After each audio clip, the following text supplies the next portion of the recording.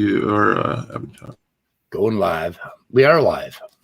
Hi, boys and girls. So, I was gonna set up my weather report. Remember a couple days ago, I was talking to John, I think, and I said I was going to set up my weather report. When I finished one weather report, I would set up the next one, and then I would go ahead and put all my links on there. And I predicted that I would do that for about 3 or 4 days, and then I'd never do it again. I lasted one fucking day. Oh, no. Oh, I hate myself.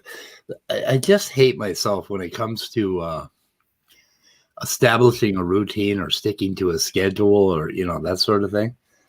That's why when I finally finished a couple of classes in college, I was so proud of myself that I actually showed up, on a consistent basis.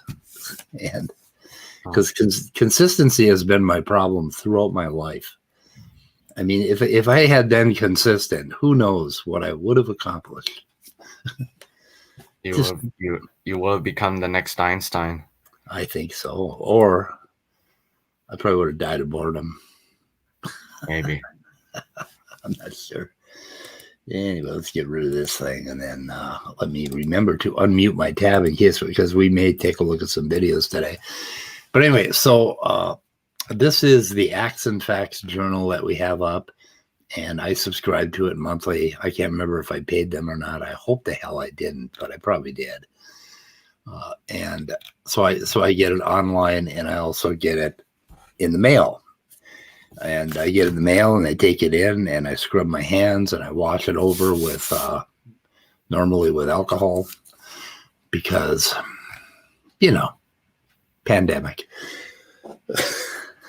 But anyway, so I seldom ever look at it is the problem, because there are so many more important things to look at. But anyway, so be astonished by Jesus.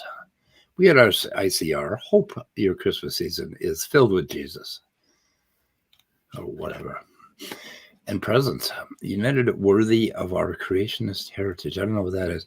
How much richer would our lives be if we more often had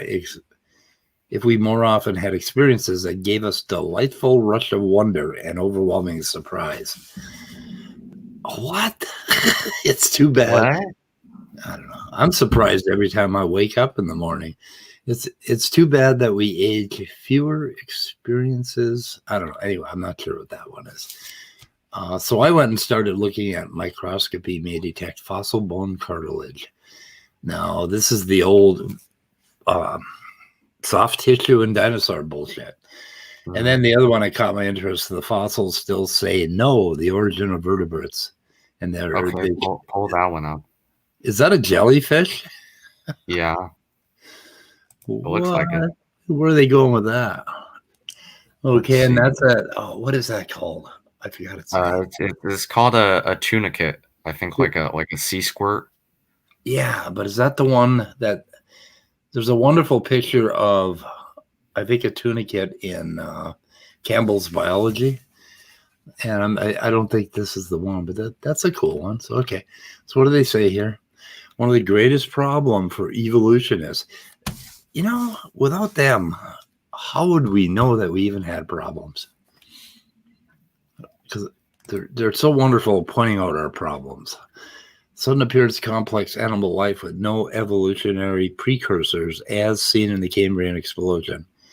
But equally problematic is how complex creatures with backbones could have possibly evolved. What?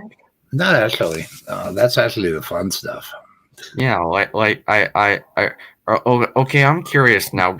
Go down. Do they mention like Pikaia or Hycuichthys or Mylocommingia, or like we have tons of fossils. They're not as big and like robust as your first. The first protovertebrate was a sea squirt? What? No one said that. I'm not aware of that either. We're related to sea squirts. That doesn't mean sea squirts are our ancestors, just like chimps aren't the ancestors of humans. Okay.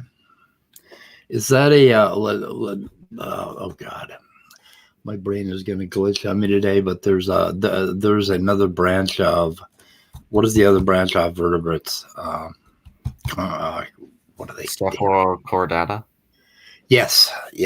I think the lancelets. I think that. Yeah. Okay.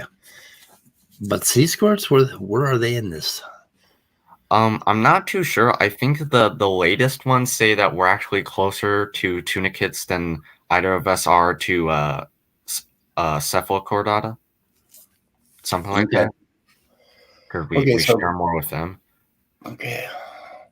Which is weird because we don't look anything like that, but our larvae, the larvae form of sea squirts and primitive vertebrates show a lot of similarities, I guess.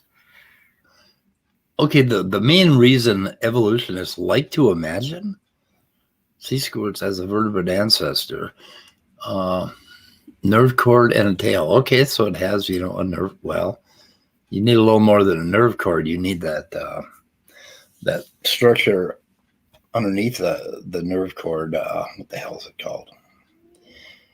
I'm not going to do well today. Oh dear! But isn't that funny? Dear. A tail. Well, like they said, there is absolutely no evidence at any level that the chordate containing larval stage of this creature decided to break free from its internal programming and somehow evolve into a fish. What the heck does that have to do with evolution? Okay, how far ahead are you on the larva? It's kind of the middle of it. Go ahead. I'll ramble later. Okay. Oh, anyway, so as long as we're talking about sea squirts, Eric Kandel, famous neuroscientist. I mean, he literally wrote most of the textbooks, that are the most important textbooks, and he also made a lot of discoveries about neurons and nerves. And he studied sea squirts, I think. And he was being interviewed, and he was talking about what a sea squirt is, and he says that it's an animal that swims around. Eventually, it will find a rock that it likes, and it will attach itself to the rock. And the very first thing it does is it dissolves its own brain. Right. Yeah. And he said, much like tenured professors. Oh, that's me. Well, he is a tenured professor, so it was a fair joke coming from him. It was pretty funny, though. And everyone laughed. But that was Eric Kandel's best joke. I think it was probably Eric Kandel's only joke. But he's a wonderful man, and he studied neuroscience. Okay. You were reading right here, right? Yeah. Break free from its internal information programming. Again. Okay, break free from its internal programming and somehow evolve into a fish. Do these people not understand how this is not related to natural selection? I don't. To me, this sounds like it just willed itself to become a fish. Yeah, like that. Isn't that what it's implying? Yeah, one of them broke free from the rock and swam away and said, "I'm going to be a fish." Right. I don't know how these people think. Well, to be fair, if you believe biblical stories, then that is how you think, right? Yeah. I mean, well, like then once animals came off the ark, they had to figure out where they would go on the planet or something. Yeah. Like, so in that sense, they kind of willed themselves to, or well, I guess some people would say that it was built in by God, but what's the difference? Icarus, I've got to break free. God knows I want to break free. What are you trying to break free of? I don't know. Anyway, I'm going to put the invite out here. I invited a bunch of people, but nobody's, only the worthy people showed up today. So, yeah. Okay. The hemichordate, another creature typically lumped into the first evolutionary branch with sea squirts. I mean, the way they talk about that, their choice of words, they're always trying to make it like we imagined this and we lumped this together and we just, arbitrarily decided this and we made this up. The acorn worm creature, also still living today in the world's ocean, is a hemichordate. the reason acorn worms are lumped into the base of the vertebrate evolutionary tree is because they have a section in their foregut called a stomacord that was previously thought to be related to the notochord of the chordates. Yeah, notochord is the word I was looking for before. Yeah. I'm I'm pretty sure they're now grouped with echinoderms, aren't they? I'm not sure. Not sure. At least that's what I've seen up to now, but I haven't looked much into the evolution of echinoderms. It was previously thought to be related to the notochord of chordates. However, evolutionists now claim that it evolved independently from chordates and call it an example of convergent evolution rather than a homology. So they changed their mind. Hollow neural tube does exist among some species early in their development, but this is thought to be an evolutionary enigma. I don't know about that.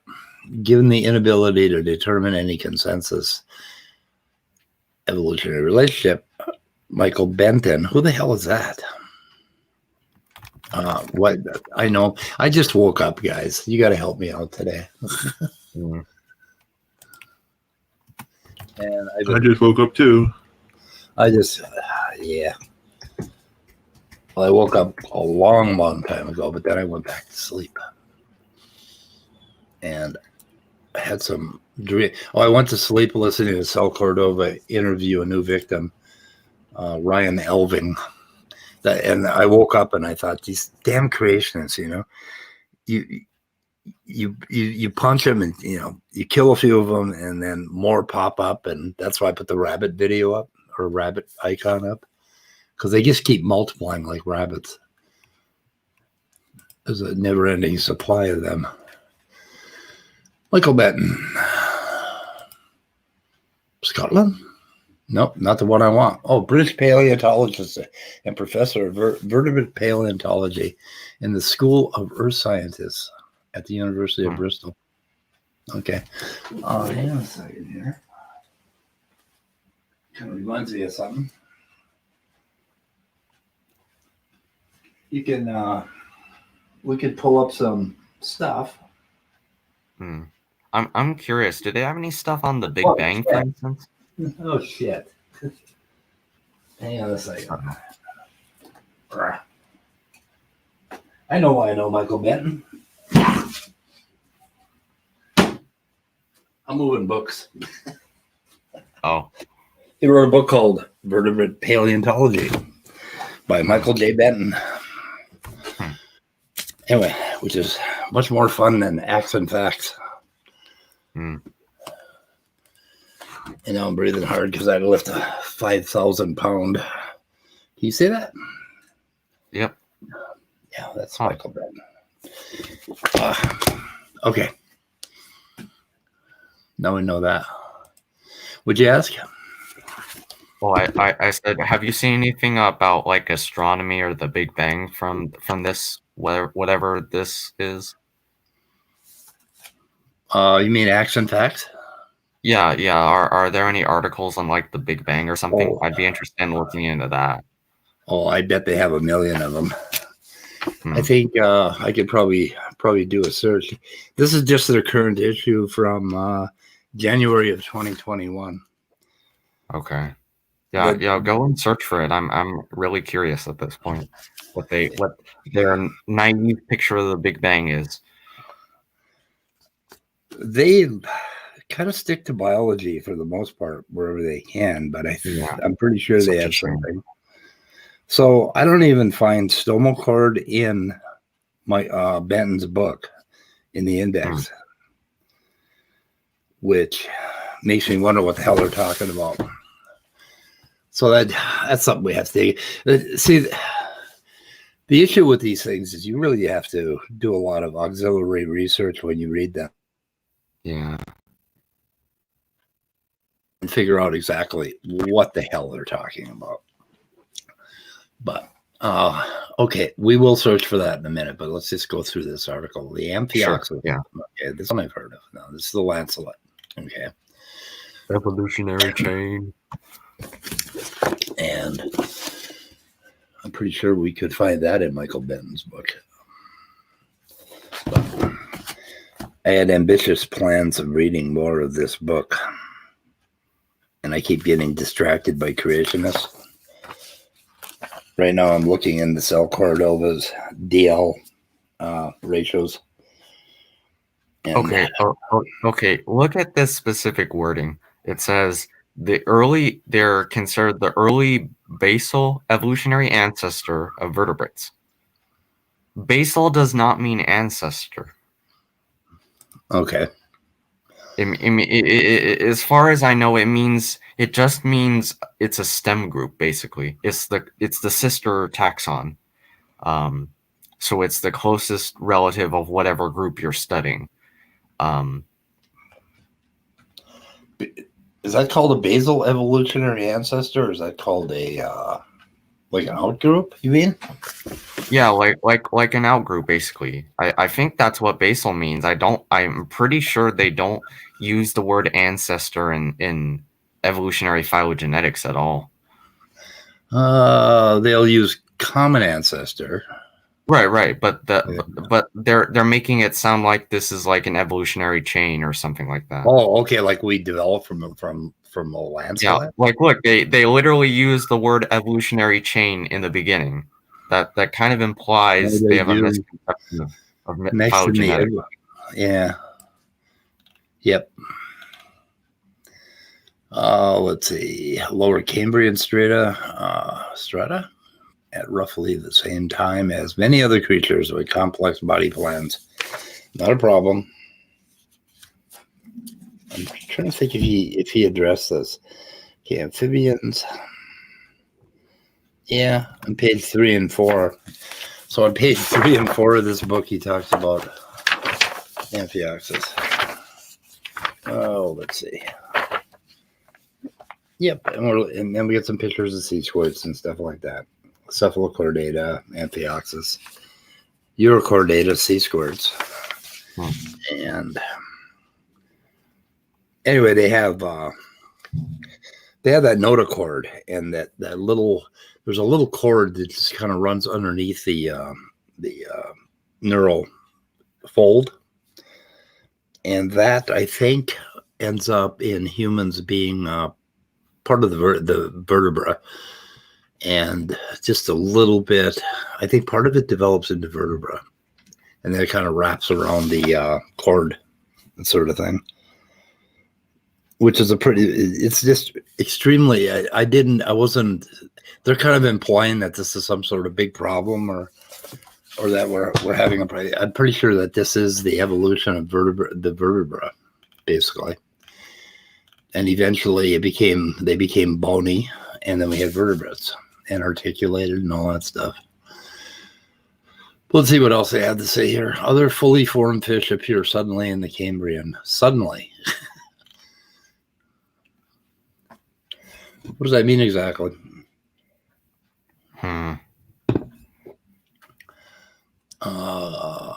Three Cambrian fish.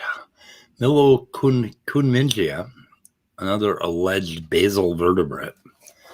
Yeah, that talk about basal, they're kind of they're trying to drive home the point that, we evolved from, that sort of thing. Is that kind of what they're wording? I think that's the way it sounds like. Yep. And let's see. So far, I see a lot of, or I haven't seen where they're finding problems. Speculative theory with absolutely no fossil data to support its contentions. No, that's a pretty bold claim right there. Wait. Creatures with backbones appear suddenly. How they weren't like backbones, or I'm curious, do they think their backbones like made of actual bones, like or is it like I think they're confusing a backbone made of cartilage and mineralized calcium and a notochord, which is just made of pure cartilage.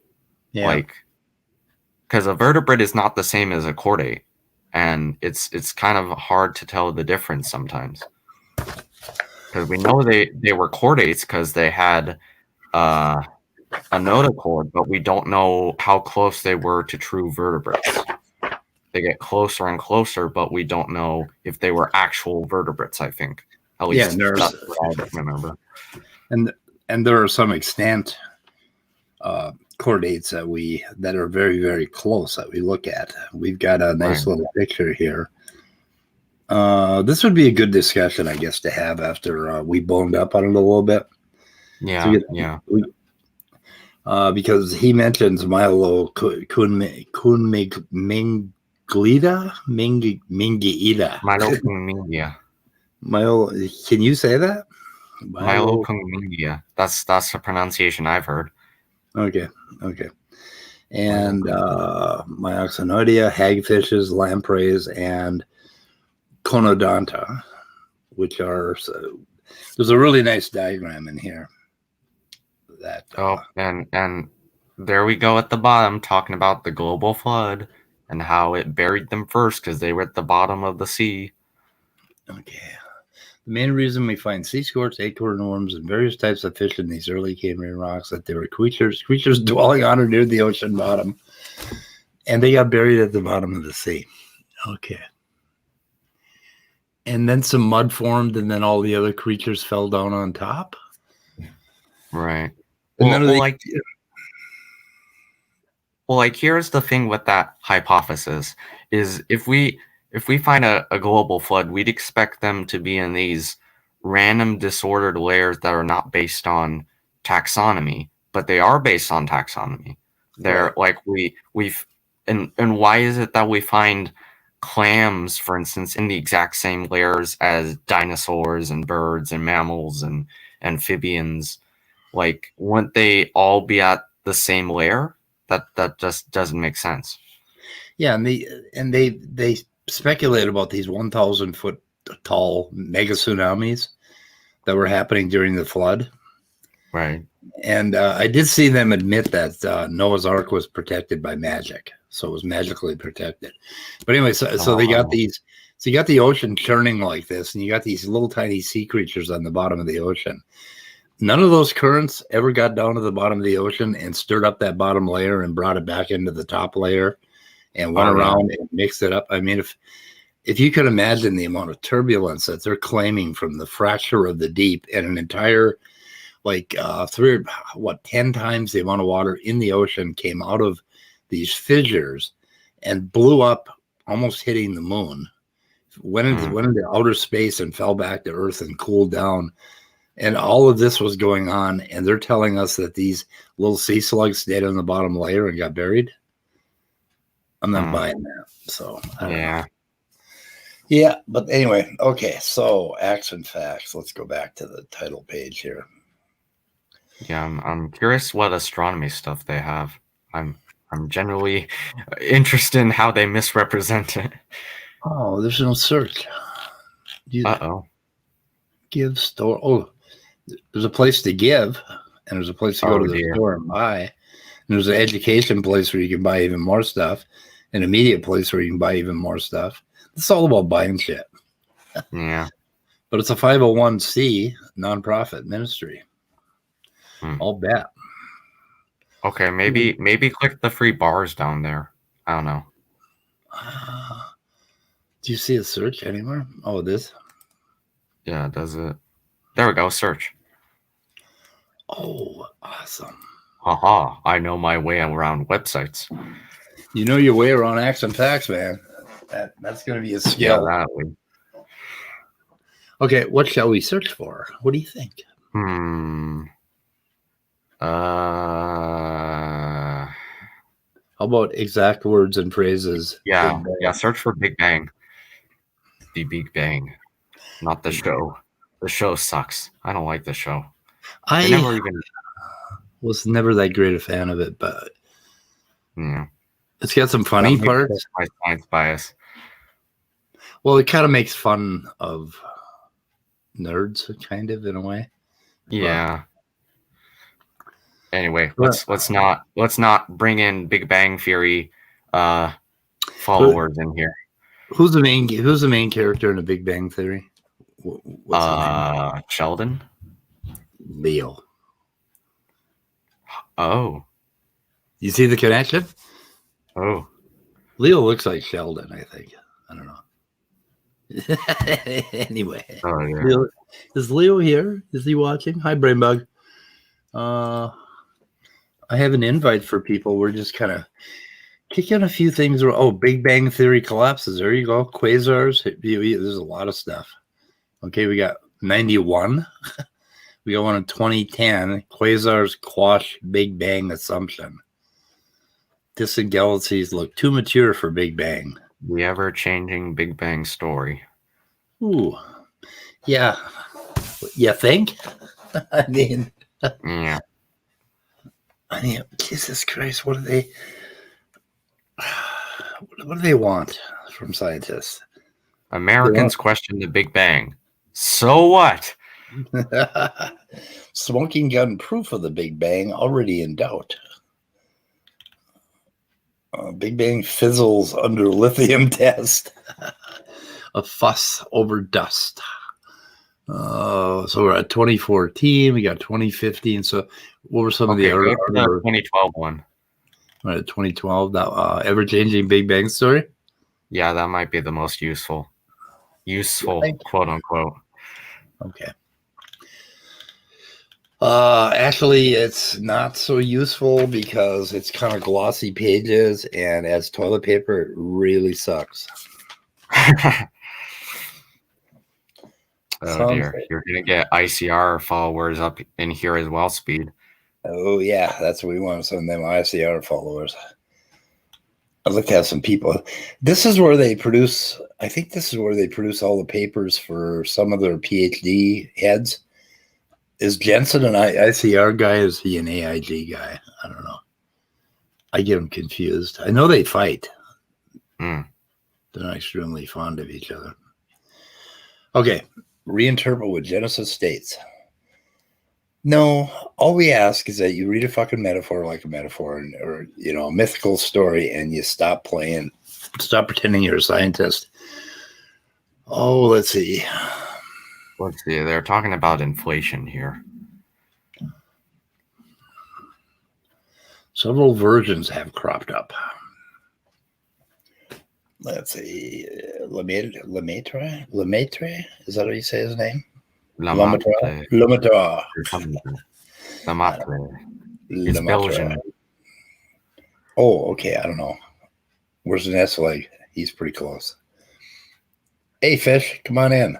For Christ's sake. Oh, Fish. Fish, we miss I'm you. having fish tonight. Oh, Jensen is ARG.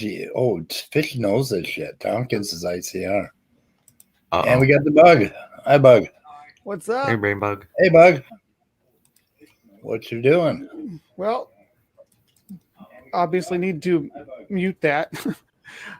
Just finished up our review of me and Leo did a review of Ken Ham's I keep saying Ken Ham. Kent Hovind's 6 meanings of evolution. Really? Oh, dear. Yeah. On your site just now? Yeah, we just finished up. Yeah.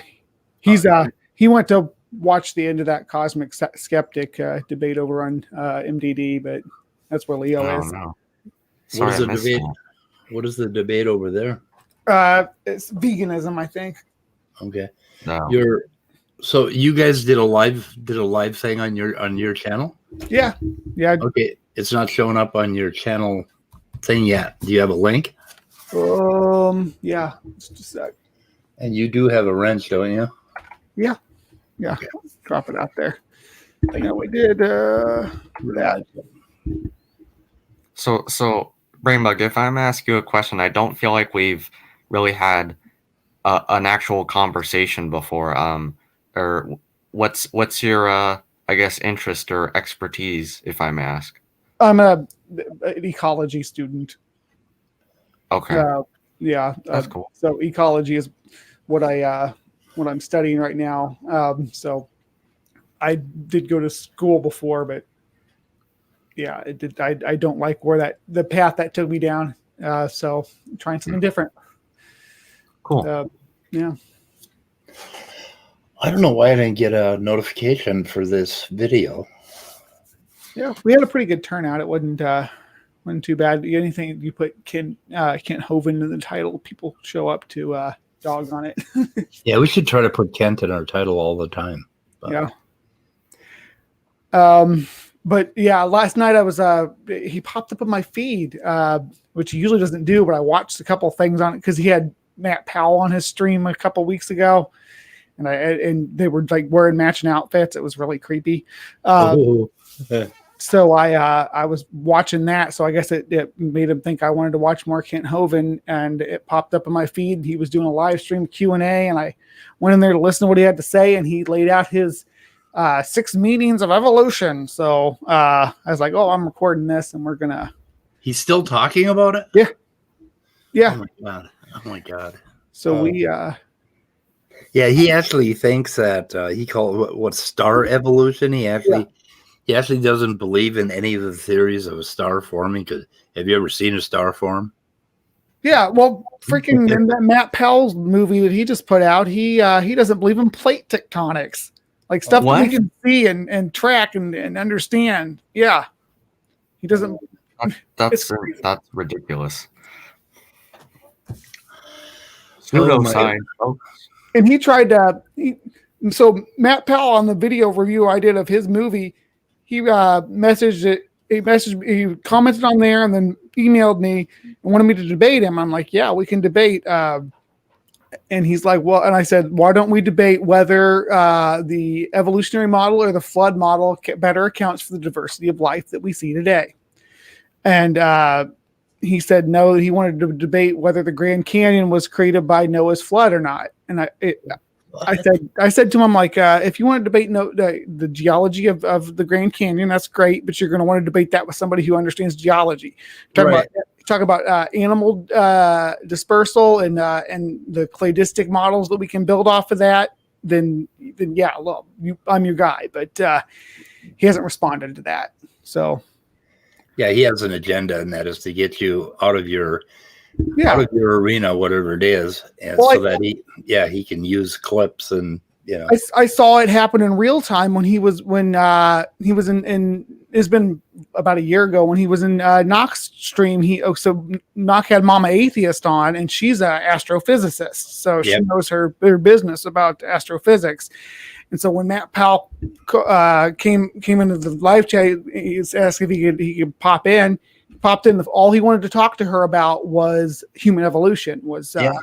And then so she left, and Nathaniel Walters, one half of Divine Disbelief, and he is I think it's anthropology. I'm not sure which field it was exactly, but he studied human evolution. I think it was anthropology. Don't quote me on that. But and then Matt wanted to talk to him about cosmology. Oh my God, yeah. Like in real time, you see it happening. And it's like, dude.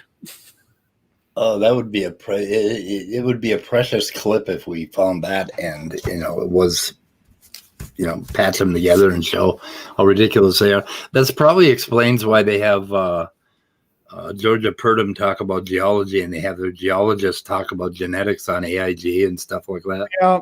Well, remember back in the 90s and stuff, all their doctors that they had were dentists and stuff. And once people started looking into it and find out, hey, all these scientists that you guys are citing here are not in the fields that would study this, then they started rooting around for more credentialed individuals. But who was it? And maybe the dentist still works for them. I can't remember, but it was AIG, wasn't it? Yeah. I can't imagine dentists. I don't really think of dentists as doctors, but I guess they have to actually go pretty far into it. But if I had cancer, I don't think I would go to my dentist. Right. I don't know. And I mean, again, I'm not going to the genetic fallacy and saying, oh, since he's a dentist, he can't know about biology. But you should clarify that that when you say, oh, this is this doctor is not a doctor of paleontology. If you're talking about paleontology and you're saying that Dr. So-and-so says this about the evolution of dinosaurs, then you should say, but he's a dentist, so it doesn't really matter. Yeah. Yeah. And then there's this thing about like if you got a doctorate in genetics in in the 70s or the 80s or whatever, and if you haven't updated your knowledge since then, and if you don't continually update your knowledge, then you can really have a distorted view of what the field is today. Yeah. I think. Yeah, it's like when you ask someone to cite their sources and they're all from the 80s and 70s. It's Oh yeah, like Sal Cordova's the the racemization ratios, the DL ratios. If you look into that, all that work was done like before 1985 because it was pretty much abandoned, that sort of thing. And it's like I was searching for old papers and I couldn't even find them. There were some of them that were really hard to dig out, very, very difficult. So anyway, well, this would be another whole rich vein for you to look into, Acts and Facts. I think this stuff is, I think it's public, most of it. So I'm going to post it in the public chat. The ICR article. Oh, I posted just that one article, but you can look at all of them. So are they saying that since we update, hey Leo, are they saying that since we update our models regularly, that's a bad thing? Yes. Yeah, the ever-changing story. They have a whole bunch of articles in here about this crap. I just wanted to say I was watching. They're at the Q&A now, so I stopped watching the Cosmic Skeptic versus Smokey Saint debate on veganism. If Smokey Saint would conduct himself in all of his discussions the way he's conducted himself in that one, he'd have twice the amount of subscribers that he would, and the respect of significantly more people than he does. It's also worth mentioning that I'm eating chicken nuggets. We're gonna mute you then. Fuck. We muted you. When you're done eating, let us know. I don't know. I thought maybe it's just it'd be hard just to have an attitude with Cosmic Skeptic. He's such a reasonable approach to things. The way he addresses people when he's talking to them. Cosmic Skeptic. Oh, him. Yes. Okay. Yeah. So they had a really good conversation, and Smokey is capable of good conversations. It just isn't his typical thing. So I don't know. He was pretty chill when he was talking to SJ too, but that's talking to another Christian. Yeah. Yep.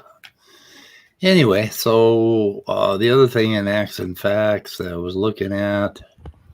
Talking about the Big Bang, huh? Look what I found. Creation. Talking about the Big Bang. We were talking about the Big Bang. I was comparing you to Sheldon. I love it when people always say, yeah, so what do you think? You're a rocket scientist? And I go, no, I'm a theoretical physicist. I'm like above a rocket scientist. It's just I think you look like Sheldon. So I don't know. Are these? Do they still use these like 90s style model dinosaurs? This is for the kids. Yeah, they have a whole section here called Ranger Rick or something for the children. Well, these are the dinosaurs like from when I was a kid, though. We've updated. Yeah. You remember those little? Right. I had those little plastic dinosaurs when I was a kid. I got them for Christmas. I was so excited because I love dinosaurs. I don't think my parents even knew what a dinosaur was until I came along. You're never too young to be a creation scientist. There are so many things wrong with that statement. I'm just not gonna even. Oh my God! Oh, these poor kids. The ankylosaur looks off. Oh yeah. You never to click here to download the activity page. Oh, there it is. No. Oh, come on, we want the activity now. This is the dangerous stuff, though. This is the stuff that's like you start indoctrinating them early with this crap. This is what Godless Granny was. She was doing the AIG version of this about their articles because they have like a magazine article or whatever that they put out every month. And I was correcting some misinformation about butterflies and moth evolution. They have I don't know if it's okay. I don't know if it's Acts and Facts or another magazine I get, but they have that Ranger. They have this whole series for children about this family that goes out looking at the Grand Canyon and stuff like that, and it's all done for children. And that's wouldn't it be cool to do a little parody on that, where a white van pulls up, and a guy with a fucking the Chomo hat on, pulls up and hands him a little activity page from Acts and Facts, the children, and starts trying to teach him about creationism, that sort of thing, in a white van. I just think, because that's where my mind goes when they start doing this shit with children, this indoctrination. It's just horrible. I mean, let's look at one. Let's not jump to conclusions. Let's look at one and see how bad they really are. Well, I have to download it. Let's see. Okay, Oh, click yeah. here. Click here to download. Ooh, I downloaded it.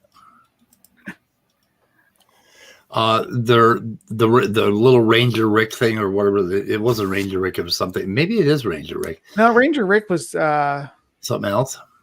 he was like more secular, wasn't he? Wasn't that the we get those nature magazines in school and they'd have Ranger Rick cartoons in the bottom? Okay. Oh, Ranger Rick, wow. Robert Rational. Why did you have to Ray put Rowe.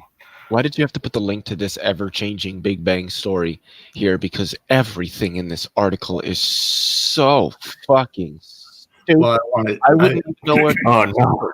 He's trying to trigger you, Leo. yeah, trying to read it. No, I was trying to get a link to. I was trying to put up a link to this Acts and Facts page where all these articles are, because you'll notice that some of these articles are going to appear in Standing for Truth's content in the next month or so. This is this is the source material, and I forget. I think Otangelo and Cell have claimed that they never get information from these things, but yet I hear them talking about the same subjects that are in some of these magazines. Dude, I think what Otangelo does is he just cites the same sources as them and doesn't cite them directly. Because you go to his page and a lot of the research and stuff that he cites can be found on here as well. I have seen Otangelo's site, creation.com, the Institute for Creation Research, and the Discovery Institute. Was he speaking directly to a claim that they made, though? Or was he making I don't know, because most of the time when he cites stuff, it's usually his own blog, or it's something that doesn't at all substantiate the claim that he's making, because he's really, really bad at making his own arguments, which is why he consistently cites his own blog. Okay, here it is. Diplodocus. That word is diplodocus. Did I win? Diplodoki Doki Bible Club? No, that word is lukapidsid. Compare what you might hear on TV or in school with what the Bible and scientific evidence actually tell us. So right there, they're putting the Bible and scientific evidence together in the child's mind in one class. In that order, too. And what you hear in school and TV in another class. So interesting. God created dinosaurs and people on day 6 of the creation week, only Look at that. thousands of years ago. Shit. Dinosaurs and man on the same day. When were the animals created? On day 6? I think so. Do we have a creation? On Do day you, six. do you pronounce it Diplodocus or Diplodocus? I don't know how you pronounce Diplodocus. Diplodocus. That just it. I like diplodocus. Diplodoki Doki Bible Club. I heard often Diplodocus, the pronunciation. It's but, Diplodocus. it doesn't really matter much. Otangelo is a diplodocus. So is good old Stanley. And I like love a it. Diplodocus. Speed cause standing for true Stanley, like Stanley. stand with Ly at the end of it. And I said we should just start calling him Stanley, like the name Stanley, and just run with it. Just Okay, I have news. After months of harassing Stanley for the PDF for his latest book, Biblical Special Creation, he sent me the PDF yesterday. Finally. He did, and I'm going to quit bugging him. And I promised to say 3 nice things about him. And I'm still thinking.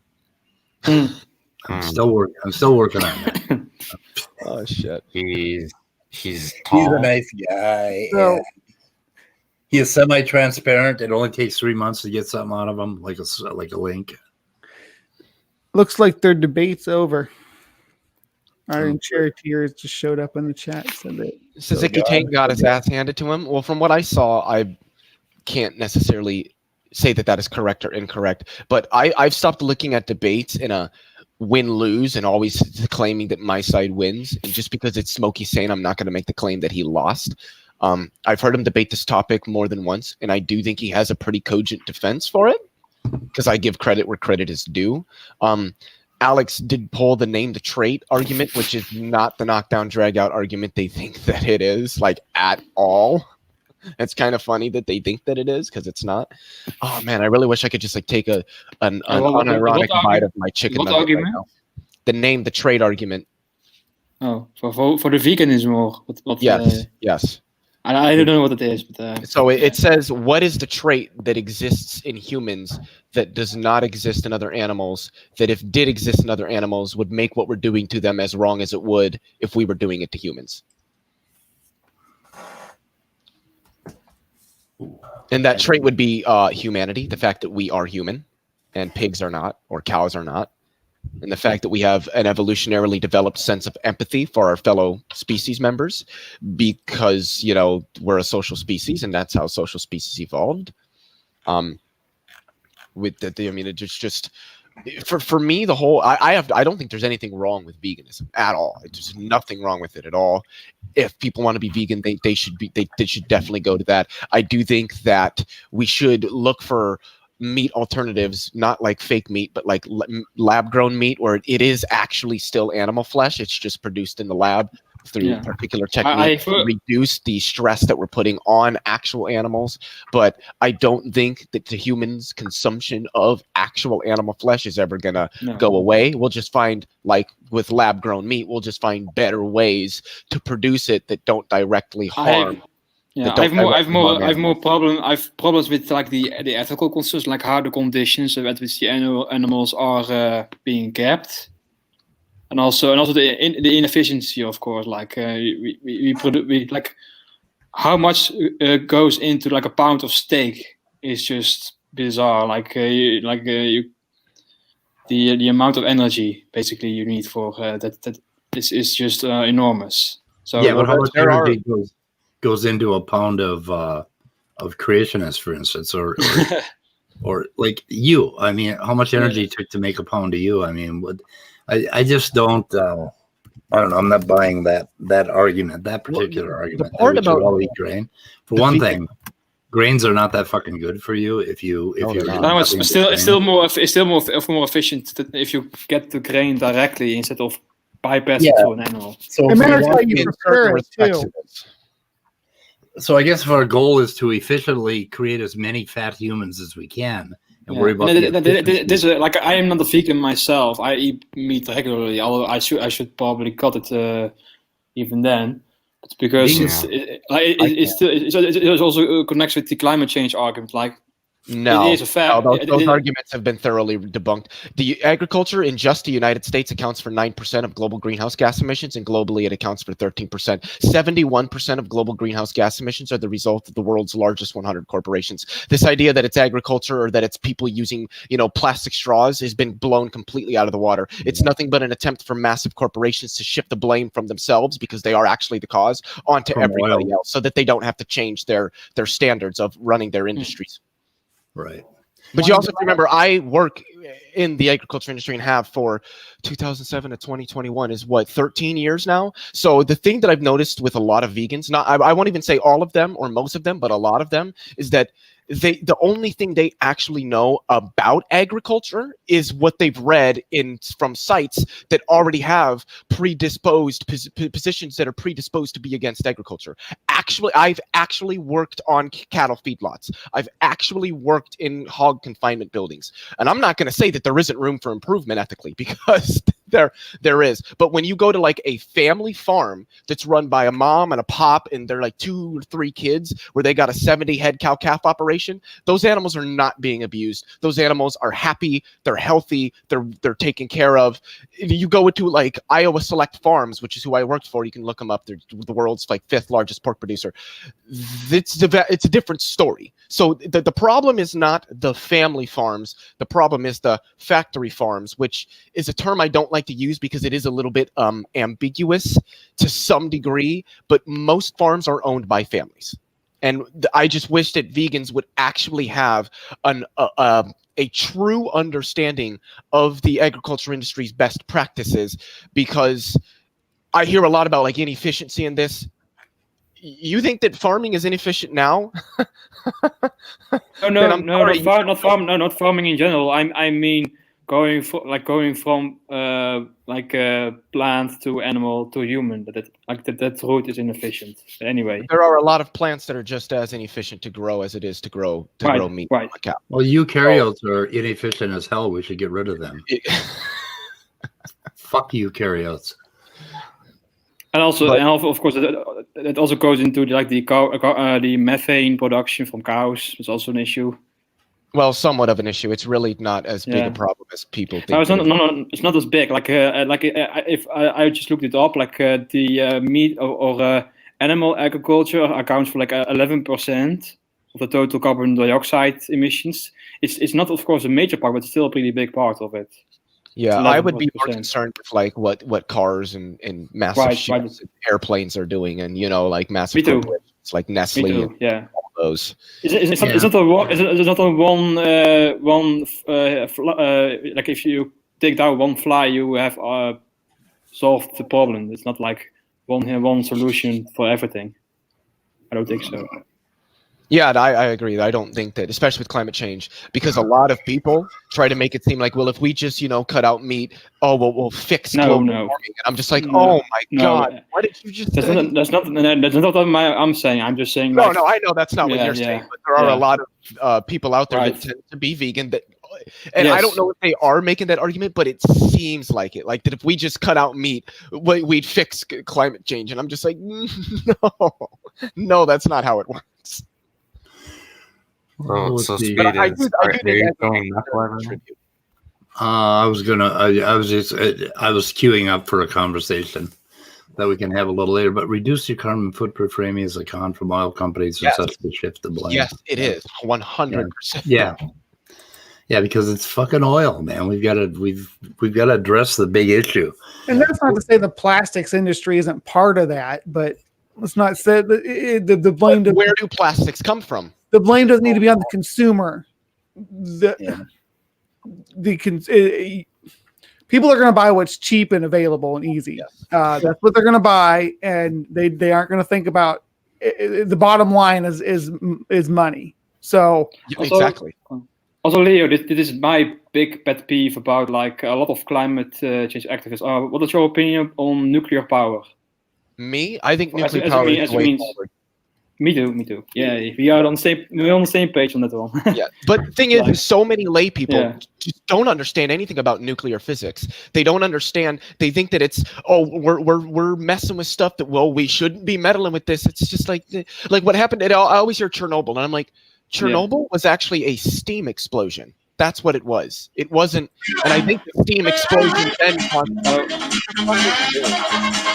then I think D'Angelo is here. Yeah, but this isn't the Osho because we're not talking about him. So anyway, I'm sorry, there was a steam explosion at Chernobyl that then resulted in the reactor's meltdown. It wasn't like the reactor melted down and that was the problem. It was the steam explosion, and it was more because humans were being stupid and were trying to push more productivity out of a reactor than what they could, and just decided not to think. Just like with Fukushima, the problem wasn't that there was nuclear power. The problem was they went against all of the experts and built it along a motherfucking fault line, and on top of that, put the diesel generators as a backup for cooling, for the cooling system and everything in the fucking basement where they can flood. It's asinine. There's also the misunderstanding about things too. When this happened, look at how your computer looked back then. Our technology has come so freaking far since Chernobyl. It's ridiculous. We're leaps and bounds ahead of what we were when we had that reactor. It's also the case that these like Chernobyl and Fukushima, they are among the oldest reactors that we still have. So it's like saying air travel is unsafe because a lot of the older airplanes crashed a lot. Yes. It's like that. It's not, Or saying that cars are unsafe because the earliest cars didn't have like airbags or seat belts or any of that stuff in them. It's like and the one thing I always say is, if you want to argue, well, nuclear isn't really that stable, I always say, really? Well, so what about stars? Stars are actually some of the most stable things that exist in the universe. Yeah. And they're massive nuclear reactors. It's held by gravity inside a reactor chamber. Yeah. But the problem with that people always bring up with when it comes to nuclear stuff is disposal. Yes. And I do think that there is room for improvement in disposal, but that problem is being worked on, and we do actually have pretty viable solutions.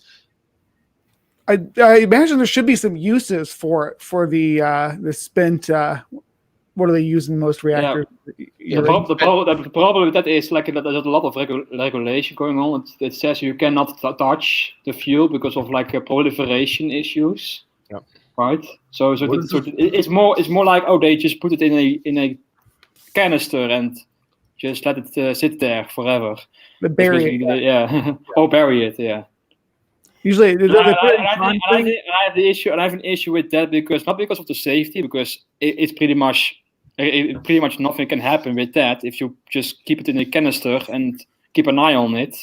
But the problem with it is there is so much unused fuel left in that canister. Like the mono reactors can only use like a few % of the fuel that is in there. So we need a much more efficient design that can use all of the fuel. Like of course, a lot of pushes for being made for thorium reactors. And we've never stopped, or we've never innovated newer, better anything by stopping producing it. Though, you know, we gotta keep making new, coming up with new ideas and new efficiencies to make this stuff work better. And it should work hand in hand with the green energy. It really should. They should network. It should mainly be nuclear that is then complemented by hydroelectric, photoelectric, and aeroelectric. You know, water, solar, wind energy. Yes. Because nuclear, and it's always nuclear, at least right as it stands right now, and for like the foreseeable, 5-10 years into the future, won't be able to sustain all the power that we would need on Earth. So it's going to need to be complemented by something else, and that's where solar and wind and hydro and everything comes into the picture. Yeah. It's like the balance between base load and peak load. Mm-hmm. If I don't understand correctly, yes. Yep. Okay. I want to mention something about tomorrow. Tomorrow on the weather report, for some damn reason, Demeter, 11th Dimension, wants to talk to Otangelo, and so I'm just going to be moderating. There's only going to be the three of us. I think you guys are showing up at 3:30. Or 2:30, so 2:30 Central Time. So I'm gonna have like a half an hour, which I will try to find something to talk about, or maybe somebody can come in and help me out.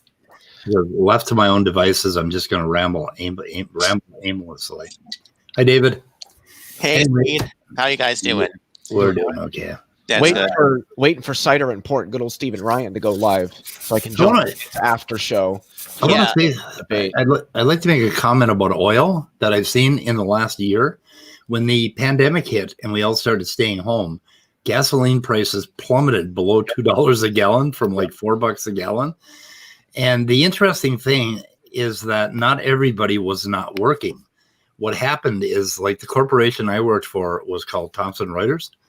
And they had, I think they had like 6,000 people in this huge office complex. And I went there to pick up some papers one day, and I saw 2 other people in that entire complex. And all of a sudden, high tech found out that we can all fucking work at home.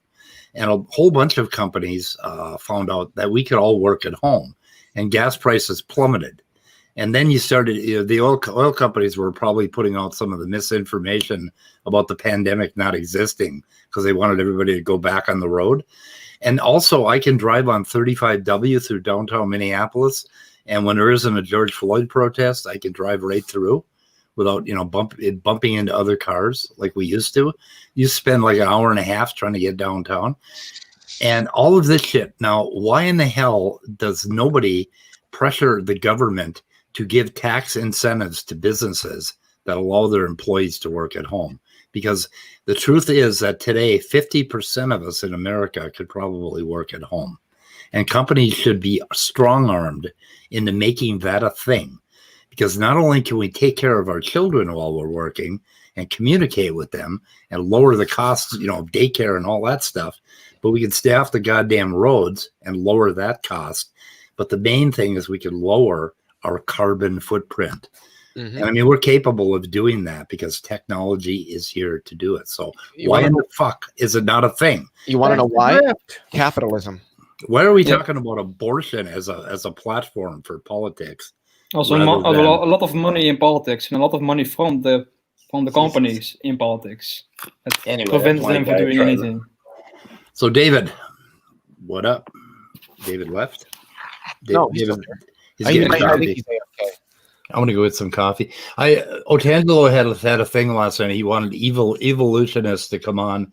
He was gonna do an experiment, and I don't think he did. I refused to go on because I think he had an atheist guest on early on, and he overtalked him. And I'm not gonna. I just don't like Neff's over talking. I forget where he came in. He was talking That's all to. Nephilim does. Yeah, this. Have you talked to Barry Berry? Do you know anything about Barry Berry? Yes, I do a little bit. That one, his Neffy's after show from his debate that he ran from like a little bitch made coward. Barry was there, and literally, so you know, Argotha literally said that all Neffy had been doing that night was over talking everybody, like because that's Yeah. all he does. He'll ask you a question, and it won't even be 10 seconds, and then he'll just steamroll right over you, like he didn't just ask you a fucking question. It's insane. We lost David. Anyway, so I just wanted to play a couple clips from last night because I was watching a movie, really good movie, and I stopped over and just popped in a couple times, and I found Nephilim saying things. So what Nephilim is saying is this. I say evolution theory is possibly the single most dangerous and absurd idea that's ever been put forth. Believe that they're products of space garbage and that they're not. You know, that's Great. true. I have heard a lot of people say they were actually upset. Like they were literally in school, and I feel like I've been lied to. Anyway, that was one thing. First off, that's not even evolution. Stellar accretion, the formation of the solar system and Earth, and of course us eventually. That is not evolution. At least not all of it, of course. So when I was in school in the 60s, I never heard a thing about evolution, to tell you the truth. Not one thing.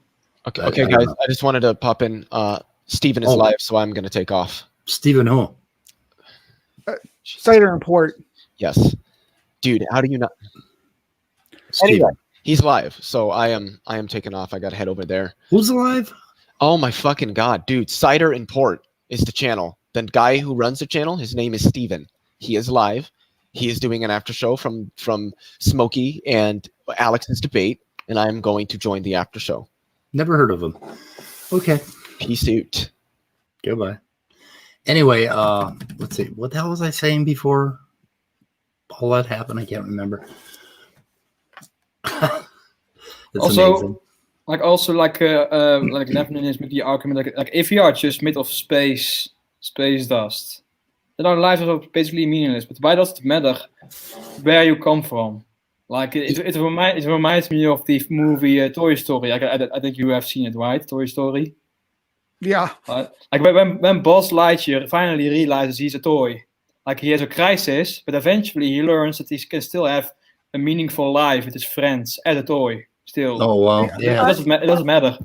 That never occurs to me because I'm a cradle atheist, so I never really had like a God belief. So it's weird to me that people feel that kind of abandonment or disappointment about it because it's like, well, I've never realizing that there isn't a special or powerful being looking out for you in the universe is like Buzz Lightyear realizing he's a toy.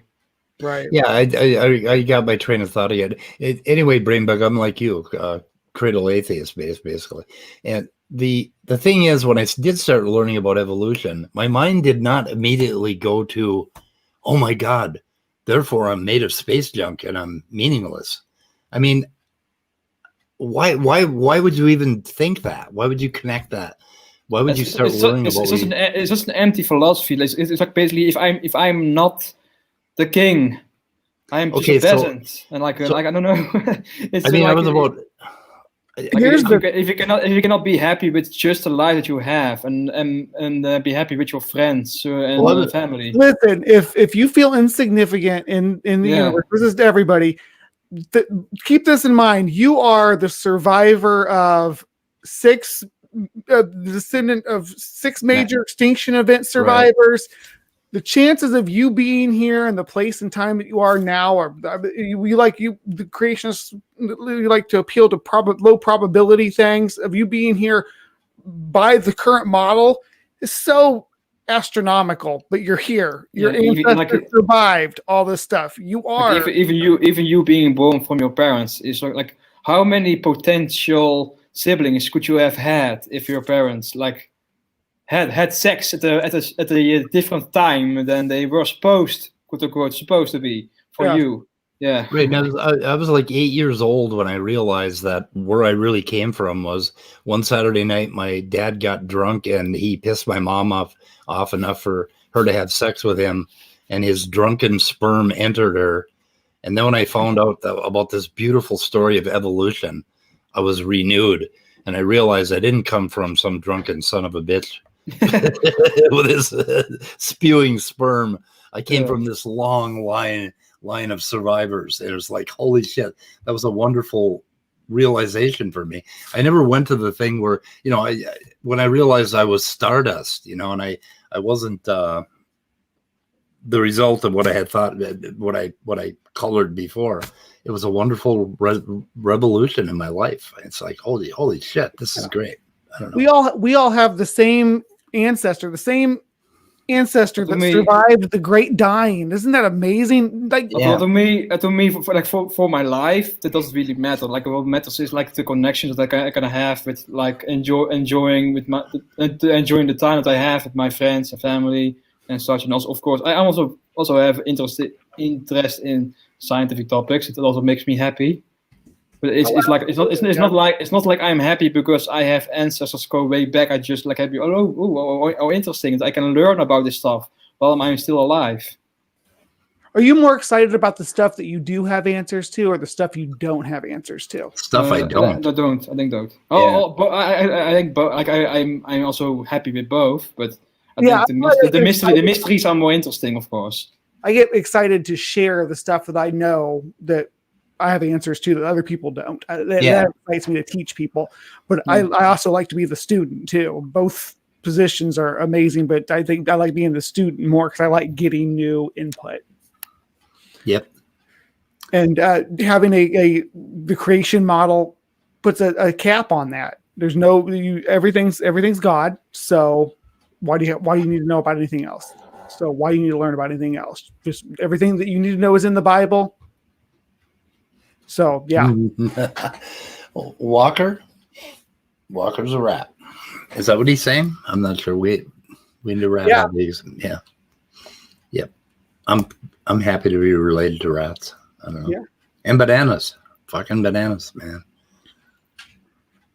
Yeah, I think that ancestor is before the Great Dying, though. When we split off from the plant kingdom. I would say that was probably.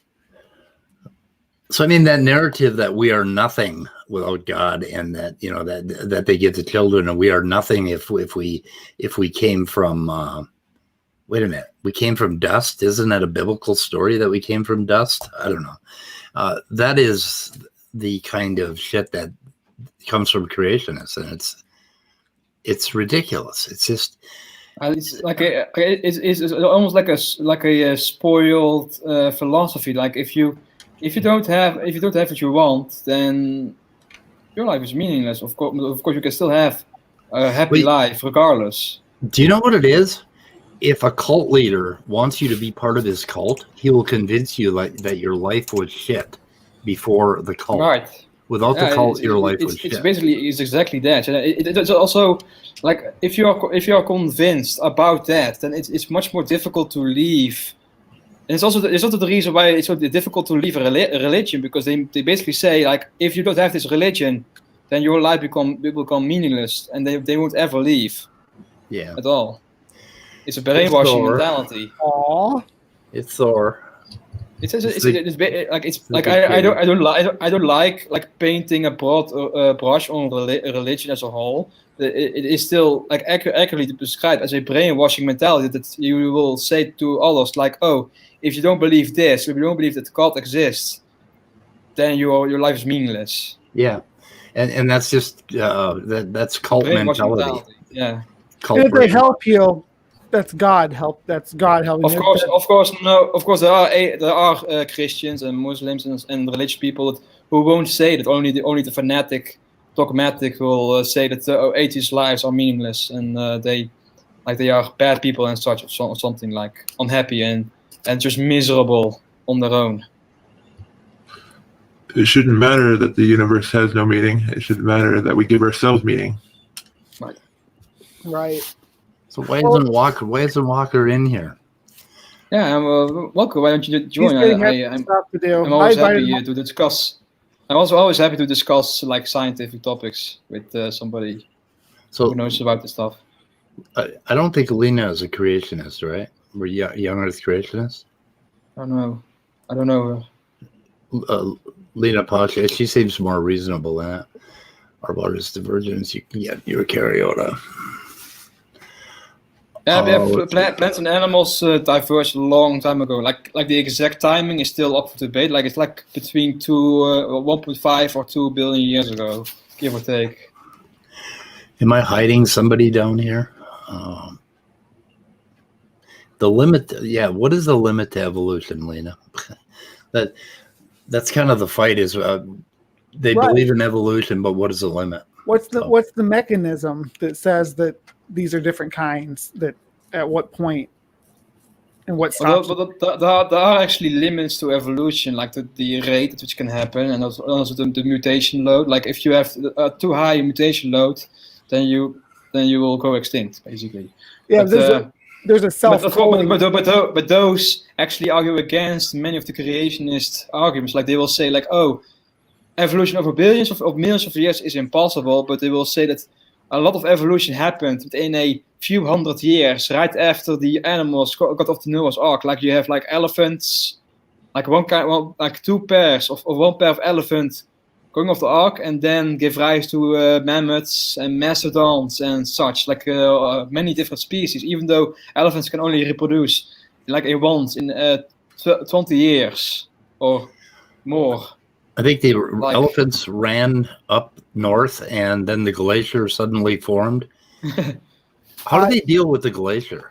I agree, Icarus. The law of monophyly is a law of describing evolution more so than the law of evolution itself, or a limit of evolution itself. It's actually like, of course, it was like in biology there are not like strict laws, of course, but still it is pretty strong principle that you cannot grow out of your ancestors. You never outgrow your ancestors. That's the descriptors we put on the species, though. That it used to be that you would stop being what you're then the classification systems in the of course that doesn't make really any sense. Like of course we don't tend to think about birds as being reptiles, but when you really think about it and go into the fossils and such, and you see like there is really a line that you can say like here is this divides between birds and reptiles. Like you have to say the birds are a subset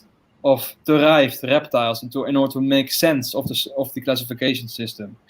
Even if you ignore evolution altogether, even if you just look at the fossils and morphology itself, you cannot really escape the fact that birds must nest within the group Reptilia. Oh, son of a bitch! Lena just swore on in my chat. She's using curse words now. Genetic entropy. Yeah, I might have to boot her. I'm not sure.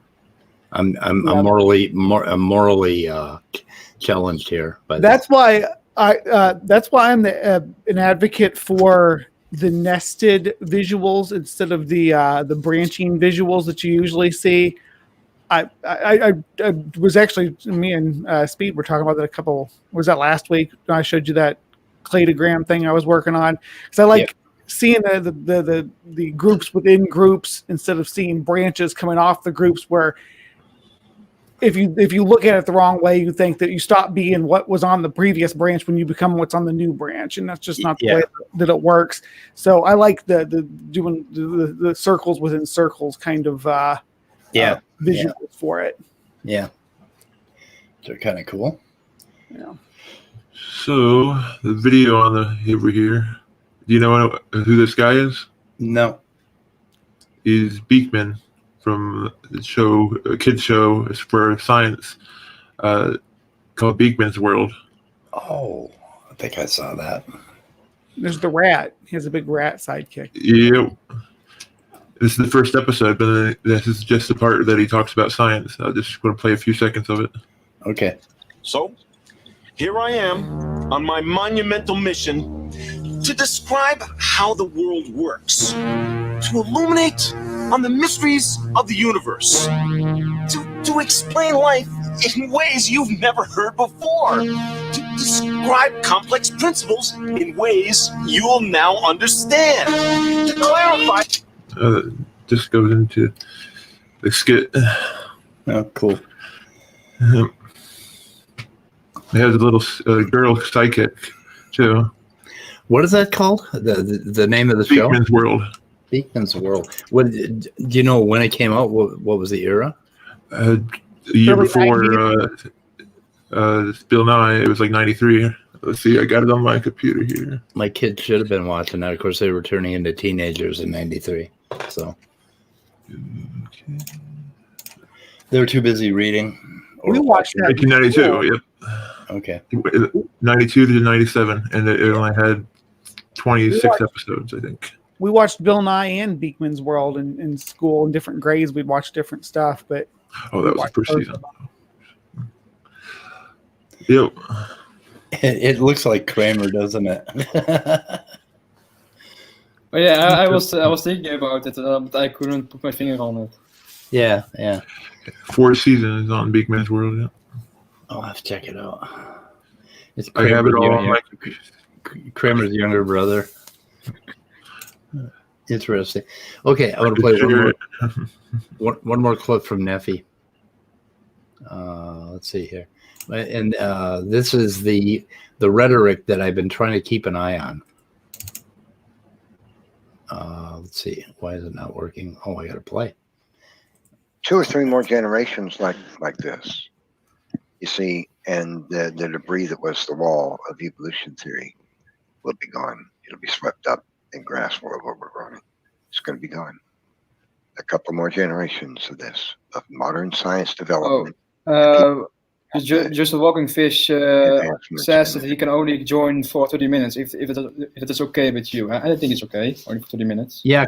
Hell, we're leaving at 4 anyway, so come on in. Come on in. But anyway, did you? So this is one that Nephilim states very clearly, and this is kind of why I pop in and listen to these guys, because I'm interested in the rhetoric that they're using. And this one is that in a couple more generations, because they think that in the last 5 years, suddenly creation is like, if you listen to Sal Cordova and Standing for Truth and any of them, you're going to hear this same dialogue that modern science, cutting edge stuff, biochemistry. Suddenly we found out that the cell was complex.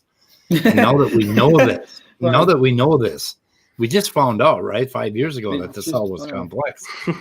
And now that we know this, creationism is going to take over. And Nephilim says in 2 or 3 generations, evolution, they're going to laugh at us. Biology is complex. Quick, we need a dramatic paradigm shift.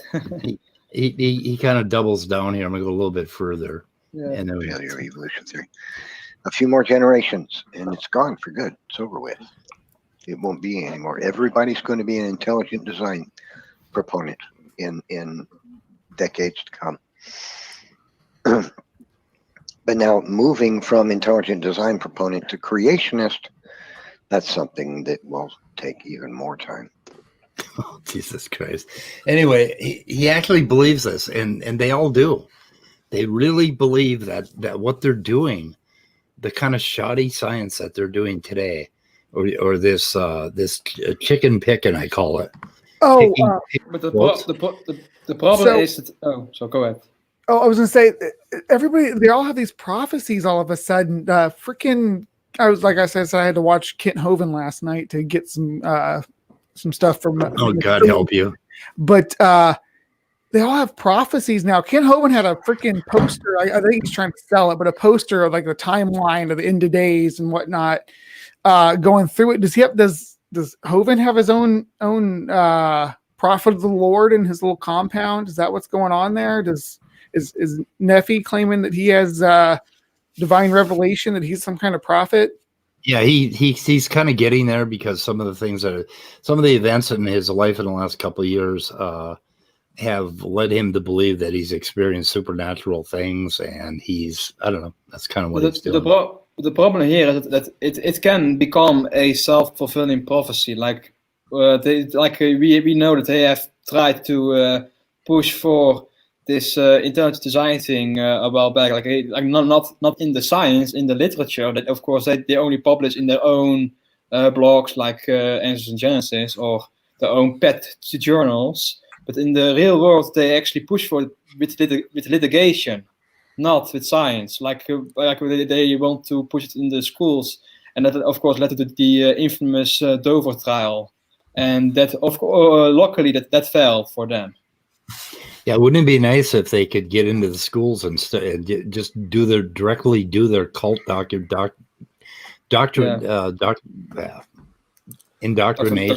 Yeah. directly? That's why we need to educate people in our legal system so they understand what these crackpots are saying and why it's wrong, Right. why they're wrong about the science. Not saying that everyone believes every person that's a creationist believes all the minutia that comes with that. I'm not saying that everyone's you're a creationist, you're a flat earther or whatever, but yeah, there's a whole gradient of crazy shit that we shouldn't be teaching kids in school. It's not scientific, it's not founded in science. They will often say that the reason why it's not taught in school is just like academic silencing, like persecution. But the reason why it is not taught is for the same reason why flat earthism is not taught in school, and also why like astrology is not taught in school. And that's also interesting with astrology. Like it's like I don't know if you noticed, but when Behe was on witness on the Dover trial, like he was asked, like according to his definition of what a scientific theory is, astrology would also be considered a scientific theory. Like that's how lenient his definition of science was. Mm-hmm. Right. That says all about what is really going on here. What the fuck? What? Oh, I just saw this. You'd be happy to know I did learn something in our conversation yesterday. You were actually a dickhead. Oh, okay. I wonder what comment that is. I'm not sure what that was about, but I just spotted it anyway. Mm-hmm. So you guys are fighting it out with the Otangelo show. So tomorrow, I think they're coming in at 3:30. I'm gonna have to. I promised to boot everybody but me and Otangelo and Demeter and keep my own mouth shut and let them talk. And I don't know. Otangelo would really like that, of course. Yeah. Well, we'll see if we can keep those two off each other. But I'm gonna have to have my hand on the mute button and try to keep it sane, but we'll see what happens. Mm-hmm. But anyway, so for Top Dog, I'm going to create a division in our naturalism and science thing for some of the videos that he wants to put out. And I'm hoping to get to that today and actually create it. I thought I did, but apparently I forgot. But in the creation, in the in the other one, Answers in Atheism, I want to create something like creationist memes, and the title of each one would be drilling into these creationist memes and naming them, like this one that Nephilim came up with, that, you know, that we're doing the leading science right now. We are the only real scientists. And when we were looking at that Acts and Facts things for kids, that's what they were doing. That was the rhetoric that they're pushing on these children too, that scientists have the real evidence today. And so they're trying to, it's really odd because all the science that they refer to everywhere they do cherry picking, it's actual scientists that are working on evolution, but somehow they're trying to make it look like Joel famously says all scientists are Christians. You know, all real science is done by Christians. No atheists are doing science. All like what, you know, in his work in quantum physics and relativity that Joel does, he finds that all the scientists that he's working with are Christians. They're all believers. So this rhetoric, they're trying to like split. They're trying to split out the science and try to make it look like science is moving in that direction. And that is really fucking interesting to me. There's something political going on with it. And you'll also notice that Acts and Facts has mostly links are places where you can pay them money. Mm-hmm. And what do they do with the money? Because they're a nonprofit organization, they produce more stuff. Wait, so Acts and Facts was that weird thing that y'all were seeing, or y'all were looking at the beginning, right? Yeah. I got it because I got this in the mail the other day. This is what I get, and it's got the little child thing in the back, and I'm setting this on top of my cat. So it's got the little activity page that we were looking at and all that stuff. So, and it's glossy, and I tried using it as toilet paper, and it's horrible. But I have a few of these. And the cover that's marketed towards kids, you know. It is, yeah. Well, they also sell like homeschool packages and stuff like that. Mm-hmm. This cat is actually kind of convenient because I can put my book on the cat. I do gotta say, I criticize that pterosaur is not fuzzy enough because pterosaurs were covered in pycnofibers, and that looks like a very scaly reptilian pterosaur. I think the pterosaurs didn't have feathers. No, they didn't have feathers. They had this little like fuzz. Well, I see that one that they shot during the Civil War didn't have any feathers. That is true. Well, but he lived down south, and they didn't need feathers to stay warm in the Confederate territory. Yeah. Oh, what the fuck did I see? In that Acts and Facts, I saw something about. Oh God, I could put that up again. I think I'm done with Neff for the day. Christian Kids Dinosaurs. There was another article that I put up. Savvy Sons of Lights. I don't know what that is. Many Christians grow uncomfortable when their pastor teaches about money. I don't know what that is, but I'll put this back. Do you guys think that these homeschool packets and stuff that they're doing are more successful now that everybody's on lockdown? A lot of people aren't sending their kids to public school. That they're. Yeah. I think that's an interesting question. We'll probably have to wait to find out like the actual answer to it. No, they're really doubling down. That they've been going to all these conventions, and they're almost taking over all these homeschooling conventions, and they're really putting out their crap. I don't know. The middle of a pandemic is a very scary time for science denialism. Okay, this right here, no original organics would remain, especially in Texas. What the fuck? I mean, especially in Texas where the heat is high. They're talking about 200 million years ago, right? Yeah. Apparently, Texas has been static for 200 million years, right? Because the fossils they found in West Texas. So, well, I mean, this is how fucking stupid they are. I don't think there's any land mass that's been static for that long. I know. Well, also, what is the specific claim? Collagen is still around? Yeah, have they ruled out contamination? Have they ruled out any other potential thing? Huh? Well, they've been finding collagen. I think in this one is in Diadectes, and I'm not sure.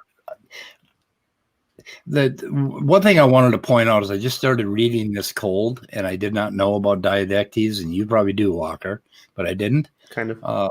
And there's every one of these articles requires all this research. So Did then they demineralize this, Walker? Did they do the same way that they did the T-Rex? Oh, I'm not familiar with this specific issue, but I do know that.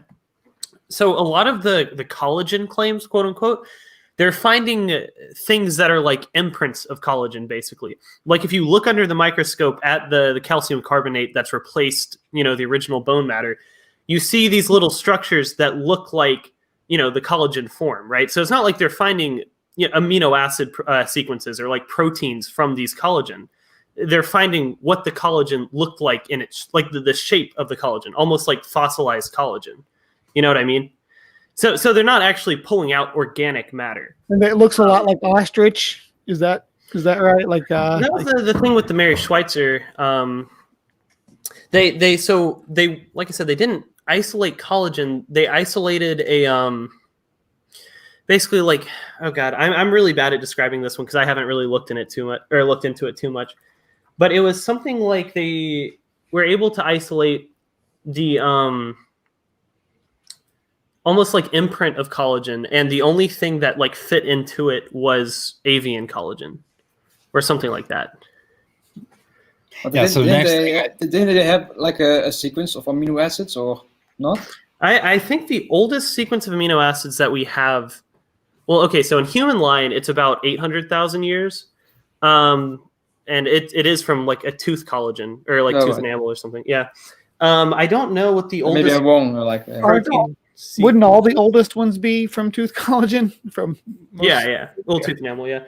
I don't know what the actual like total oldest protein or like proteomic sequence is, but I would be surprised if there's any proteomic sequencing data that's older than like 2 million years. I'm gonna say hard cap there. So then I went and Googled basically collagen found in Diadectes, and the first thing that pops up, of course, is ICR, this article that we're looking at. Mm-hmm. And then the Wikipedia articles, and then down here I found current. I think I found something, and I'm not sure what they're talking. I know that collagen, when collagen is close to something else, it is preserved for a long time. Iron, I think, is what. Iron, yeah. But also there was some. I think it was bone and calcium and stuff like that. Mm-hmm. Had some preservation for collagen. So I'm not entirely sure what they're talking about. Teeth and dentitions contain, so this is as far as I got, and this was like 10 minutes after I woke up and 10 minutes before I started this. I was trying to find out what the hell they're talking about, basically, and it's very hard to tell from the article. Let me see here. Why does microscopy? Oh my God, did I kill my current tab? I'm not sure. But there's also a glaring problem with it. Like even if this is like right, like the we have found a very young T-Rex, for example. Even if it is like a living T-Rex in my backyard right now, it would not prove the Earth is young or that creationism is right or something. Like it wouldn't. Yeah, and also that's what I was about to point out. You just scrolled down to it. So I found the article and I scrolled down to it. They don't actually cite the paper that they're referencing. So for all I know, they could just be making this shit up. Yeah. I mean, I'm assuming that there is a source somewhere. Like they're probably pulling the claim. It might be exaggerated, but they're pulling the claim from somewhere. But this is just awful source methods, and it's very dishonest. Okay, did they have an actual paper here somewhere in their list? Okay, they've got a Google document, which is a list of biomaterial fossil papers, that's cool. Thank you. Then they have Acts and Facts, and what is the third one? Use of 2 pairs of polarizing sunglasses. What the fuck does this? What? Walker, you were mentioning in the sites about like the determining selection coefficient in nearly neutral theory. Like I also don't know what it is, so I'm curious. That headline down there, I got to say, I agree with that. I don't like the term Cambrian explosion. I would rather use the mid-Cambrian radiation event Yeah. Compensators and retardation plates. I don't know what they're referencing that. Optical anisotropy is studied in the polarized light microscope. So that's their list of stuff. They list something about the microscopes, and there's no paper referenced here. What the fuck? Cambrian explosion, alive and well. Yeah, I like Cambrian radiation. Yeah. But Nestle, you were asking about like nearly neutral theory and stuff. So basically, nearly neutral theory doesn't say that deleterious mutations aren't deleterious. Like nearly, it's not saying that nearly neutral mutations aren't deleterious. What it's saying is if your effective population size is small enough, then a process like genetic drift will outweigh selection. Yeah, so they can stick around for a while. Yeah, so it'll be more like the primary evolutionary force acting on that allele will be drift and not necessarily selection and natural selection is probably the best way to say it. So the selection coefficient in conventional population genetics is used by nearly neutral theory is 1 over the effective population size, right? Oh, right. Yes. So 2 times the effective, right? 1 over 2n. So 1 over 2n is the probability of fixation for any new allele. Oh, right. 1 over any is the selection coefficient, like barrier, essentially established by nearly. So if the selection coefficient of a mutation is lower than 1 over n, then it will be more subject to drift. What are you showing? Yeah, 1 over any. What do you got there, Brave? The ghost mantis molting. Oh my god! Like if a selection coefficient is smaller than 1 over n, right? I wish. Or higher. How do I smaller? Is there a way to expand you? Yes. I don't know. I don't know how to do that. No, it's a ghost mantis. It's molting. No. You can see the old molt up here. Oh, let me lower it down, maybe. Where are you? Change the There we go, window right? speed. I can do what? Change the window selection underneath the video, and then hello. Oh yes. I don't know how that worked. Hello, Walker. Everybody can see you now. Does it. There you go. You're welcome. Yeah, see the old molt is right there, and then the new guy's right there. The plastic's kind of cloudy, but yeah, he's right there. Mantises are cool. They are really cool insects. I would pull him out so you guys could see him, but when they're like this, at this point, he's still super soft, and if anything gets bent, it'll stay that way. I had a mantis that I lost a mantis actually that was bent over sideways because he fell when he was molting and bent him. Is your shirt Narcissus americanum? I'm not sure. It's been altered. It was an album cover for Nine Inch Nails. Oh, really? Nice. Yeah, but it's been shopped. I'm not sure what species it is. It's hard to tell when it's not the original colors. Yeah. So I had to quit listening to Nine Inch Nails in my car because I got a ticket every time I did. For some reason, Nine Inch Nails really makes me an aggressive driver. Yeah. Brick on the pedal, just 9 Inch Nails. Got to go for it. I don't know what it is. Brainbug, are you like an entomologist, or is it just your hobby keeping? No, the bug thing's just a hobby. All right. No, are you familiar with like the evolution of a lot of insects, or just yes. Not really? All right. Mostly from an ecological standpoint, though. I don't get into a lot of genetic stuff. I know some stuff about it, but not anything like what Speed and Walker do. Yeah, there was some recent paper on like the evolution of the wings of insects. Like there was that's a huge mystery. Like where do they come from? Like of course with like birds and bats, it's kind of obvious. Like they are just modified front limbs of tetrapods. But with actually insect wings, it's really mysterious. Mike, you still got that paper? We did some digging on this before. Me and Speed did. There's a so it's Evo like Evo Devo. Yes. Kind of exploration on it that we can see, and the development of insects even without wings. We can kind of see where the wings start and then they're reabsorbed. So insects developed wings very, very early on. There's very few clades of insects that don't have that develop, like silverfish don't, for instance, because they're more primitive.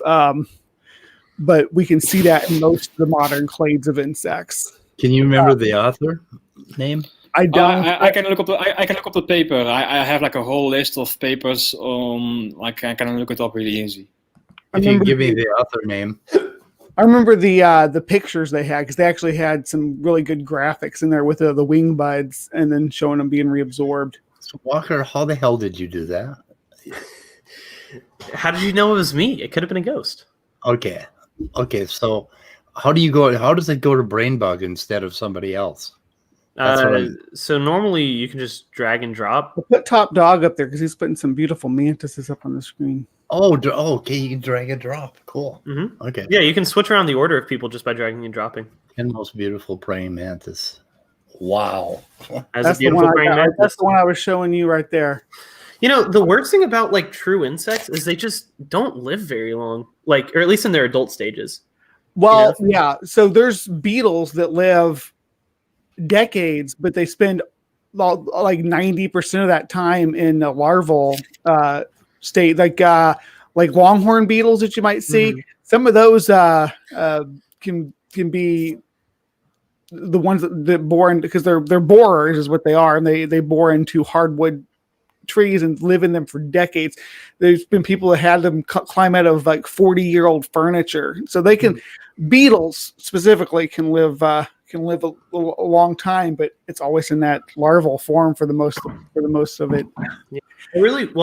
I know these aren't insects, obviously, but I wish there were like jumping spiders or wolf spiders that lived as long as tarantulas. That would be very nice. Yeah, they only generally live one season. Once they breed, they're done. Mantises are the same, so I'm hoping to get some breeding going on with these I have here, so I can not have to get more, but I'll get more anyway. Yeah. Insects are basically like they have really specialized in like partitioning their life cycle. Like the larvae are specialized for to some degree for eating, and the adult phase is just sex. And for some insects, it's only sex. Like there are they don't butterflies. They don't even have a mouth. It's really weird. Wait, mayflies, you said? No, but butterflies. There are some butterflies that also have lost. They have lost their mouth. Even there are moths, and that don't have mouths at all in their adult form. Yeah, there are mayflies, which like they live for like 10 years underwater, and then they pupate and become their adult stage, and then they live for like a week and then just die. Right. But Brainbug, how could such a thing evolve? To change like that? Well, we can look at. These are doing the YMCA dance. These insects. We can look at more basal arthropods like Symphala and silverfish for insects. Kind of see them aligning as they go back into a in those forms. The adults are very much like the nymph form. There's not a lot of variety, and as insects evolved and became more diverse and changed in these different states, like beetle grub is a perfect example. There's a lot of change going on there, but like a caterpillar too, we can kind of watch as those things develop in the fossil record to show that and this is again what goes back to Evo Devo, is that the nymph form of insects across the board are pretty well the same. I mean, it's just like he was saying, a design for eating, just a abdomen that's able to expand, and they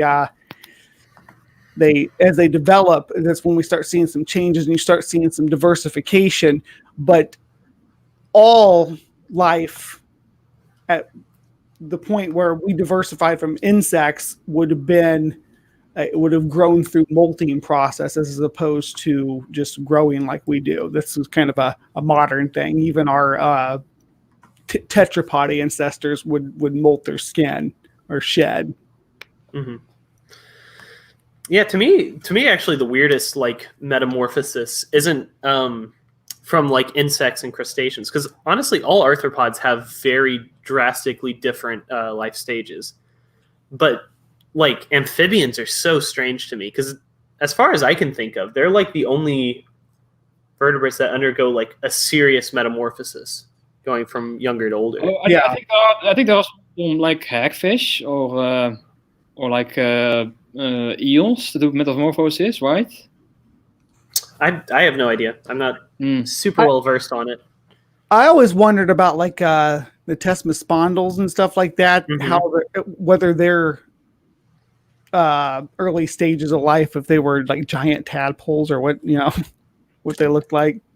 Well, so aren't Lesbospondylus considered a subgroup of Temnospondyli, right? Yeah. Mm-hmm. Yeah, so like modern amphibians, so if modern amphibians are descended from Temnospondyls, I would assume that they had like tadpole stages in early development. I'm not fully sure though. Yeah. So are Lys amphibians? Are they? Yeah. Oh, that's what I meant. Lys amphibians. Yeah. Yes. Right. Wait. So the Lys amphibians are the modern ones, right? That's modern. What we have.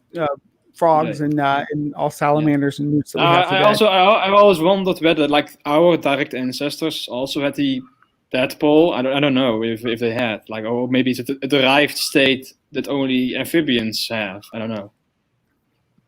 Like, do you know, Walker? Sorry, what was the question? Do you know whether like our ancestor also had the tadpole stage, or if it's a derived feature of amphibians? Well, so the tadpole stage in amniotes is the egg, essentially. Like when an animal lays an egg, it's basically a tadpole inside of an amniotic sac, and a little bit of calcium covering it to make it a little bit harder, right? So I would also assume that the earliest like reptilomorphs also had tadpole stages. Of course, I don't really know. And like obviously nowadays, like in mammals, the tadpole stage is essentially the pregnancy. But yeah, tadpole had your mom. Yeah, well, I mean, more or less, not too off. But I think maybe he was asking if at what point we stopped going through that in our ancestors is it that we stopped going through this metamorphosis outside the egg, this post amniotic metamorphosis, I guess. Yeah, I don't know if that question's too well understood. I mean, it's a good question for sure. Just because usually smaller organisms don't preserve super easily, especially ones that are generally softer, like babies and especially tadpoles and embryos and stuff like that. So I don't know if there's actual data as to when we lost the tadpole stage, or if we even had a true tadpole stage in the first place. I wonder. I'm expecting for the tadpole morphology of frogs are also still derived. Like I don't think we had an identical. For sure. Yeah, for sure. But perhaps there was like a point where the after they hatched or just crawled out of the egg, they would have like a different morphology than the adult form, maybe. Mm-hmm. And I also looking up stuff on like vertebrate morphosis, and I think there are still a number of fish that undergo some really drastic morphogenesis, like the eel, for example, and of course the flatfish. That's true. Yeah, right. Yeah. Yeah, I forgot about flatfish and the flatfish starts. The flatfish starts out as a normal looking fish, but then they flatten, and one of the eyes migrate to the other side. It's really weird. Mm-hmm. Yeah. Yeah, so that is completely correct. I do need to head out though, because like I said, I have to be somewhere at 4. Walker, before you do, I pulled up scienceandnaturalism.com. This is the humble beginnings of a forum that I think might be good. But I added a sub forum for you, Top Dog, and I had this sub forum. How did this evolve? Which and right now I think I have a couple of test posts in it. Yeah. Mm-hmm. Cell nucleus. I'll be which is honest, it looks kind of like Otangelo's blog. do you know why? I'm guessing you use the same platform for it. Same platform, yeah. Yeah. And I'm hoping we can customize it a little bit. But like, how did this evolve? You just come up with a topic, and then just put a bunch of. I'm screwing around with trying to figure out how to put pictures in, and I got some test headings and shit like that. Haven't done anything yet, but I'm hoping it goes somewhere. And Top Dog has to have a section to put his videos and some other posts by him, and I just created it for you. So it exists. Well, anyways, I will see you all later. Walker. Yeah, it was fun talking. And if any of y'all want to talk about like vertebrate evolution or something, or population genetics, always down. Okay. Also, Walker, I remember about the one last thing I remember about like vertebrate morphogenesis. There is one conserved thing about it, like they are controlled by the thyroid hormone. The thyroid hormone controls the morphogenesis in vertebrates. But that's one last thing I want to mention. Yeah, I'll look that up. All right. Anyways, bye y'all. Bye. Okay, Walker. So I kind of want to get out of here at 4. So, but vertebrate evolution is something that's something we could just talk about forever. And I think we ought to. Tetrapods in general, just especially the transition to land. It's a fascinating topic. Yeah. But insect evolution is the one that we don't talk about enough. Right. Well, again, arthropods and protostomia. It's enough to the point where someone can tell the general population, well, our octopuses came from aliens, and people will just buy it because they don't teach that stuff to people. Yeah, how did that article get published? Thank Dennis Noble for that shit. Yeah. Dennis Noble also entertains Perry Marshall, who's a ideer. Right. Dennis Noble is he's like a fine wine that has been on the shelf so long that it has gone bad. We had to get him off the shelf. I mean, he's a brilliant man. No. But he is entertaining all this out of the box thinking lately. And I think they jumped out of the box and landed in the fucking fire, Well, what were the study with the octopus, the what they tested it against, and who was performing the test? Everything about it was not sufficient to make the assessment that they came to on the conclusion section that they came to. It was just not the data did not. I think PZ Myers does a really good takedown of that on his Fringula blog. Yeah. Where he explains who those people are in that paper. And it really is worth figuring out who those people are, because they're kind of one of them, there's a family that's sort of a group of creation or not creationist nuts, but conspiracy nuts or something that have some bizarre ideas about panspermia and stuff. Yeah. Anyway, Fringula does a pretty good job of knocking that down. So panspermia is fun. It's a fun concept to talk about, but it doesn't have any legs right now. There's nothing to give it legs. No. Particularly that fucking article. And God, Matt Paul is famous for beating us over the head with that article. Yeah, that was covered extensively in his little movie. Yeah, it's ridiculous. Anyway, guys, so should we get on with I think we're going to do a Saturday Night at the Atheist tonight, and we'll see what else is going on. Something else was going on tonight with Otangelo, I thought. Somebody was going to interview him on somewhere. I'm not sure. Maybe it was Otangelo. I can't remember. But we will try to keep you posted on that. I'm trying to think of what else happened last night. There was 2 things that happened last night. Nephilim was one of them. And that was sort of, who cares?